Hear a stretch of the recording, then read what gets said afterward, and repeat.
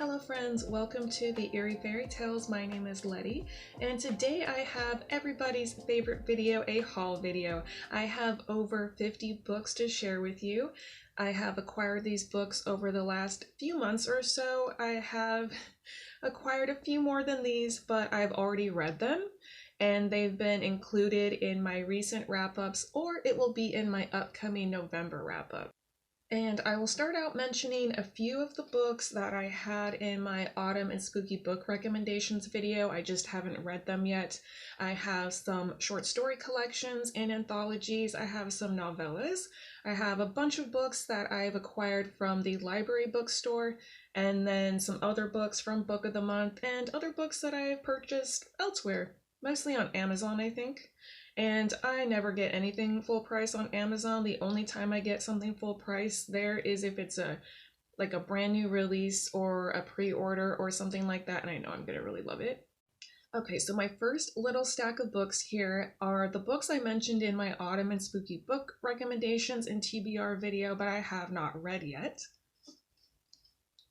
And the first one is The Right Hand of Evil by John Saul, and this is a haunted house story, and this is where the house is basically its own character. Then I have Interview with a Vampire by Anne Rice. I think we all know what this is about. I have read this book many years ago. It must have been 10, 15, 20 years ago. I don't know when this came out, but it was a while ago.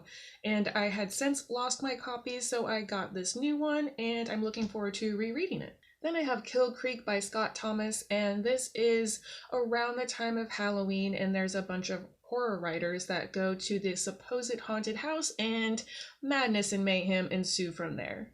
And then I have a nonfiction, and this is called Medusa's Gaze and Vampire's Bite by Matt Kaplan, and this is all about monsters. You have vampires, zombies, ghosts, ghouls, kaiju, like King Kong, Godzilla, stuff like that. Just all kinds of different fun stuff. And then I have the novelization of Pan's Labyrinth, and this is by Guillermo del Toro and Cornelia, is it Funke? Would that be how you pronounce her last name? Sorry, I should have looked that up. But this is just a beautiful edition. Also, when you take the dust cover off, it has this beautiful artwork on the front, and then you have the back. And then I have a couple novellas that I mentioned in that video. This one is The Grown Up by Gillian Flynn. This is who wrote Sharp Objects and Gone Girl. And this is about a haunted house. And then I have the novella Slasher Witch at the Water Park by Penny Moons. And this is a slasher set at a water park, and we have a witch as the main character. Continuing on with the novellas, I have At the Mountains of Madness by H.P. Lovecraft. I did start reading a little bit of this, I think last month, but I put it down because I had to get another book read. I will pick this up though and finish it. This is about an expedition that goes on to, is it Antarctica? Yeah, Antarctica, and there's some kind of cosmic horror going on. And this one is Cirque Berserk by Jessica Guess. This is a slasher set in the 80s, I believe, at a circus. And then I have A House at the Bottom of a Lake by Josh Malerman, and this is about a young couple who are going on a date, but they want to kind of do something unconventional, so they go out to this lake and they end up discovering a house at the bottom, and it seems like reality doesn't really exist in the same way down there as it does above the lake. And the last novella that I have to share with you is called Night Flyers. This is by George R.R. Martin, so the author of the Game of Thrones. Well, I don't think it's called Game of Thrones, the books. I forget what it's called. And this has been described as Alien meets The Shining, so there is supposedly a haunted ship, and it looks really fun. I also got this at the library for like $1, so huge win on that. And next I have a bunch of short story collections or anthologies. The first two I found at that same library, and this short story collection is called The Illustrated Man by Ray Bradbury, and these are sci-fi short stories. And then I have what I think are more sci-fi short stories. This is called Flash Fiction, and this is a bunch of different authors, and Flash Fiction is really short stories, so some may be like a paragraph or two or a page or two long. And this one I just got. These are more sci-fi short stories, and this is Stories of Your Life by Ted Chiang. And this one includes the short story Story of Your Life, which was the basis of the movie Arrival. And then we have Welcome to the Monkey House by Kurt Vonnegut. I got this specifically for the short story Harrison Bergeron, which I actually discovered the story through the movie. It's a really good movie. It's free here on YouTube. I'll go ahead and link it down below. This is set in a world where they don't want anybody to outshine anyone, so they basically make everybody the same. So if you are really good at something, you excel at something, they do certain things to you to kind of take you down a notch or two. And then I have the short story anthology Literally Dead, and this is edited by Gabby Triana. This has various authors, and these are short stories that all center around Halloween. And then my last short story collection or anthology is October Screams, and this is edited by Kenneth W. Kane. And some of the authors you may recognize, or at least I recognize, are Clay McLeod Chapman, Philip Fracassi, and Ronald Malfi. So I have a couple libraries that I go to, and they have some bookstores within them, and they sell books for either $1, $2, or $3, depending on if it's paperback or hardcover and which location it is. The first one is called Cirque du Freak Tunnels of Blood by, is it Darren Shan? It's kind of hard to read because it's a little bent right there. But from what I can tell, this is about a circus of freaks, kind of like sideshow kind of vibe, and there may be some vampires involved. Then I got Lovely Bones by Alice Sebold, and this is about a young girl. She either goes missing or she's murdered, so it's like a mystery in that aspect. This book is mentioned in Riley Sager's book, The Last Time I Lied. I'm pretty sure he spoils this book in that book, so heads up on that. And then this is Man's Search for Meaning by Viktor E. Frankl. I believe this is nonfiction, like a memoir type thing, because this man survived the concentration camps. And then another nonfiction I got is Life in the Sea by Gunnar Thorson, and this is about ocean life. And this one is called Warm Bodies by Isaac Marion. I have never heard of this book or seen it before, but it looked pretty interesting, so I picked it up. It was only like $1. And this is about a man who's going through a no-life crisis because he's a zombie. And I was so excited to find this book, Mexican Gothic by Silvia Moreno Garcia. This has been on my TBR for a while, and I'm planning to read it in December. And another book that I had never heard of before or seen before, but it looked pretty interesting. It's called The River at Night by Erica Forensic. I'm not quite sure how to pronounce that, but it is about a group of girls that go on an adventure. They have some kind of freak accident, and so it sounds like a little bit of like survival mystery, so that sounds pretty fun. And then we have The Storied Life of A.J. Fikri, and this is by Gabrielle Zevin, who wrote Tomorrow, Tomorrow, and Tomorrow. And this is about a man who owns a bookstore. He is having his business slow down a little bit, and then he ends up having his prized possession, this Poe poetry. It gets stolen, and then he ends up getting left a letter or something. A mysterious package appears, and its unexpected arrival gives him the chance to make his life over. And I was pretty happy to find this, a classic Virginia Woolf, and this one is called Mrs. Dalloway. And this one I've heard pretty good things about, so I'll be interested to see what I think. And then we found another nonfiction, The Perfect Storm by Sebastian Junger. I think that would be pronounced Younger. I'm not 100% sure though. But this is a story of men on a ship and they get in a wreck.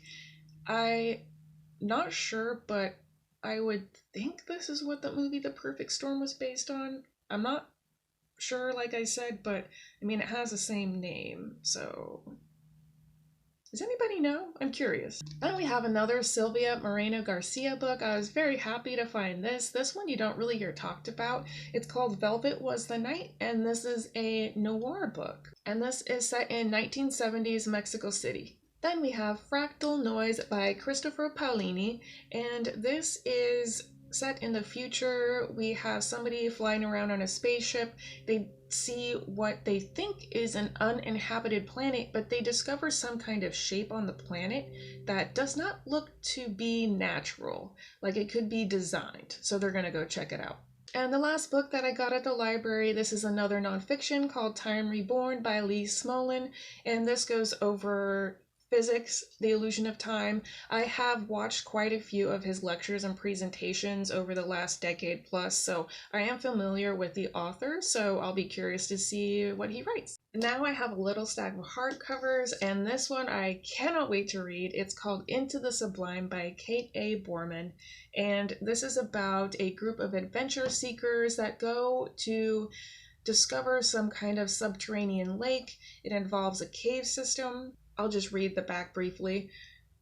When cops arrive, only a few things are clear. 4 girls entered a dangerous cave. 3 of them came out alive. 2 of them were rushed to the hospital, and 1 is soaked in blood and ready to talk. And then we have Night's Edge by Liz Karen. This is a vampire story that explores the relationship between mother and daughter. And I have heard pretty good reviews of this one, so hopefully I can read it soon. And we have another haunted house story that is one of my favorite tropes. This one is by Kate Alice Marshall. It's called These Fleeting Shadows. And this is about, I think it's a lady who inherits a house and she has to stay there during whatever it is that they're doing, and then the house could be haunted. Then we have another Kate Alice Marshall book, What Lies in the Woods. This is my Book of the Month edition. I don't remember if I have hauled this in a previous video. Some months back, I wasn't doing my Book of the Month unboxing specifically, so I don't know if I had hauled this or not. So just wanted to include it here in case I didn't. This, I think, if I'm not mistaken, is based on a true story. And it's about some girls in the woods, something bad happens, and then they go back years later, and then it appears like something could be happening again. Then we have a sci-fi by Blake Crouch called Upgrade. This is about a man who gets his genome hacked, and he's supposedly going to get some kind of upgrade, but it could potentially make him not quite human anymore. So it sounds like it explores the meaning of what it means to be human. And then the last book of the month I have to share, again, I'm not sure if I shared this in a previous haul video, so I'm just going to include it here in case. It's called Ink Blood Sister Scribe by Emma Torres. I'm not quite sure how to pronounce that name. This is about a family who has a library of magical books and blood is spilled. And now I have a bunch of just fun paperbacks, and the first one is a nonfiction. This one is by Dr. John Coleman. It's called One World Order, and it's about the socialist dictatorship, basically going over Fabian socialism and how it's used to manipulate society through behavior modification. Then we have The Ballad of Songbirds and Snakes by Suzanne Collins, and this is the prequel to the Hunger Games trilogy, which I have read and I loved, so can't wait to read this. And The Black Tongue Thief by Christopher Bielman. I think that's how you'd say it. I may have shared this in a haul video, but I don't remember, so I just wanted to mention it here in case. And this seems like a mystery, thriller, adventure, horror kind of book, and it's about a thief who ends up running into somebody, and they have to go on this epic adventure, and they encounter cosmic horror. Then we have Master and Commander by Patrick O'Brien. This is just the first book in the series. If I'm not mistaken, there's like over 20 books in the series. I'm not going to read all those. What I am planning to do is read the first 3, because the first 3 books are what the movie Master and Commander is based on, which I somehow have never seen. Like, I love nautical books and movies, and I haven't seen it, and that's a travesty, so I need to rectify that. Then we have Ghost Eaters by Clay McLeod Chapman. This is one of the authors in that short story collection, and this is about a haunting or possession, but it also has to do with addiction, so we'll see how that goes. And I have heard pretty good reviews of this, so I'll see what I think. Then we have Out by Natsuyo Kirino, and this is translated from the Japanese. This is a thriller. This has been described as like Breaking Bad meets a Quentin Tarantino kind of movie, or maybe even a little bit American Psycho. And this I had never heard of or seen before. The only reason it got on my radar is thanks to Charles over at CSOP or CSOP. I don't know what he calls his channel, but he showcased this book and I cannot wait to read it. I'm going to be reading it in December. And then I have my first T. Kingfisher book, The Hollow Places. I cannot wait to read this. This is one that gets really good reviews. Oftentimes it's described as people's favorite T. Kingfisher book, maybe even one of their favorite books ever, so I can't wait to read this. Next up, we have The Luminous Dead by Caitlin Starling, and this is a sci-fi horror, which is one of my favorite genres, and this is about space caves. And this is by the author who also wrote the new book, Last to Leave the Room, which has been on my radar, but I'm going to wait to get it and read it until I hear some more reviews about it. But this one looks pretty good. Then we have another sci-fi horror called Beta by Sammy Scott. He is the author of the short story collection At Home with the Horrors, which I absolutely loved. So right when I saw that he came out with another book, I got it right away. And this is about a beta house or beta tester. We have a man who's a self-proclaimed recluse, but he somehow gets this offer to stay for free in this new house and be a beta tester for a smart house. Well, the smart house ends up having a mind of its own. Then we have The Ruins by Scott Smith, and this is set in the Mayan jungle, I believe, and we have about 4 people that are on vacation. One of them goes missing, and they go after them in the jungle, and the jungle basically comes alive, like the trees and the plants and everything. I've heard there's a lot of body horror in this, so I may have to skim over some parts, because I don't need to be reading detailed descriptions of amputations and things like that. I don't know. We'll see how it goes. Then we have This Delicious Death by Kayla Cottingham, and this is not my usual type of story. It's like a cannibal story. There's some kind of illness that goes around that makes it so people can't eat regular meat. They become overcome with this desire to eat human meat, but they want to be ethical about it. So they create synthetic human flesh. And so that's why they keep it in this cooler. We have a group of friends that go to a music festival, and then people start dying and they have to figure out what's going on without being a victim themselves. Then we have The Final Girl Support Group by Grady Hendrix. I have read a few of his books and really enjoyed them. I think Horror Store so far has been my favorite. This is about a support group for final girls, and then something starts happening to those girls. So it's like, are we going to have a final girl of the final girls?